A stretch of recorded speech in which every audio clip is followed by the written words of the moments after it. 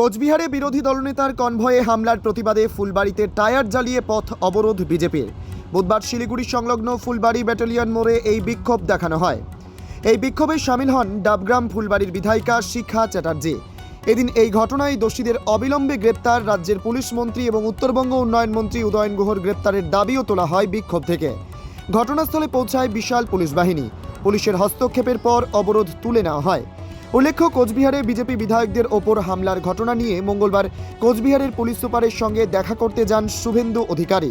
তার কনভয় কোচবিহারের খাগড়াবাড়ি চৌপতিতে পৌঁছাতেই পরিস্থিতি বদলে যায়। ওই এলাকায় আগে থেকেই বেশ কিছু লোক জমায়েত করেছিলেন। তাদের হাতে ছিল তৃণমূলের পতাকা, কারো কারো হাতে আবার কালো পতাকাও। শুভেন্দুর কনভয় খাগড়াবাড়ি চৌপতিতে পৌঁছতেই তারা বিক্ষোভ দেখাতে শুরু করেন। ওঠে গো ব্যাক স্লোগানও।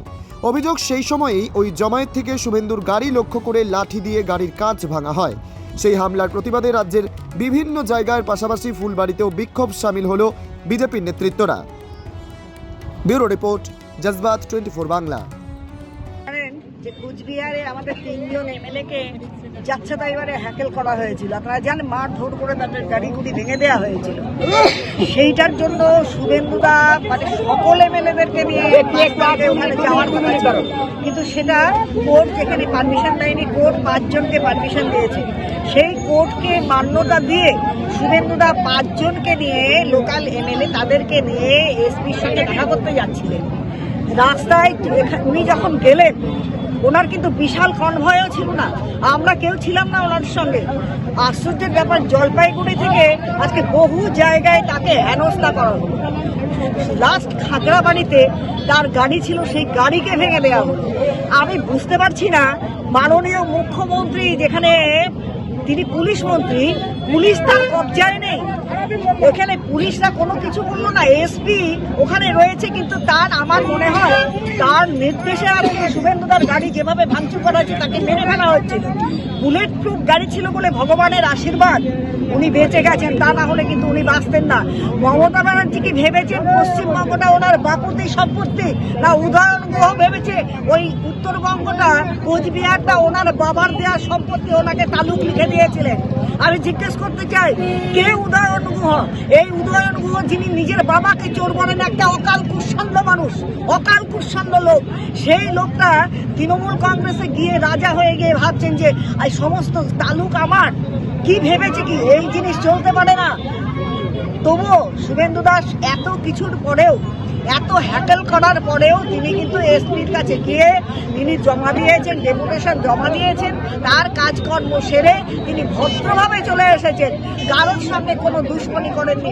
অথচ অত লোক জমা করে, রোহিঙ্গাদের জমা করে, যারা ওখানে ছিল তারা মুসলিম রোহিঙ্গা, আমাদের ভারতীয় মুসলিম নয়, তারা বহিরাগত, তারা বাইরে থেকে তারা এসেছে, এসে এখানে হামলা করছে। এই জন্য মমতা ব্যানার্জি কোনো বর্ডারের এলাকাতে বেড়া দেওয়া পছন্দ করেন না। তিনি কিন্তু কোনোদিন ওখানে বেড়া দিতে দেন না, একটাই কারণ, ওই রোহিঙ্গাদের ঢুকিয়ে তিনি এখানে ভোটার লিস্টে নাম তুলবেন, আধার কার্ডে নাম তুলে দেবেন, তুলে দিয়ে আগামী দিন ভোট ব্যাংকটা তিনি কায়েম রাখবেন, যেভাবে আজ পর্যন্ত চলে আসছে। আর ওই রোহিঙ্গাদের ভোটে উনি কিন্তু জিতে আসতেন। আগামী দিন এই জিনিস হতে পারে না। যখন বলা হয়েছে ভারতীয় জনতা পার্টি থেকে যে এই রোহিঙ্গাদের নাম কাটা হবে, যতগুলো মৃত ভোটার রয়েছে তাদের নাম কাটা হবে, মমতা ব্যানার্জির টনক লড়ে গেছে। এ হলে তো আমার ভোট আর থাকলো না। তাই আজকে ভয় পেয়ে সারা পশ্চিমবঙ্গের বুকে এই হানাহানি মারামারি শুরু করেছেন। ভারতীয় জনতা পার্টি জিন্দা আছে, তারাও জিন্দা থাকবে, রাস্তায় থাকবে। এর থেকে কঠোরতম আন্দোলন হবে। অবিলম্বে উদয়ন গুহকে গ্রেফতার করতে হবে। একটা দুটোকে গ্রেফতার করলে চলবে। ওই উদয়ন গুহ চোর, ছ্যাচোর, গুন্ডাবাজ, ওখানে গরু চোর থেকে শুরু করে সব কিছু উনি রয়েছেন, ওনাকে গ্রেফতার করতে হবে। খুনি উদয়ন গুহ। আমি এইটুকুই বলতে চাই, বিশেষ করে না হলে আগামী দিন বৃহত্তর আন্দোলনের পথে যাবে ভারতীয়।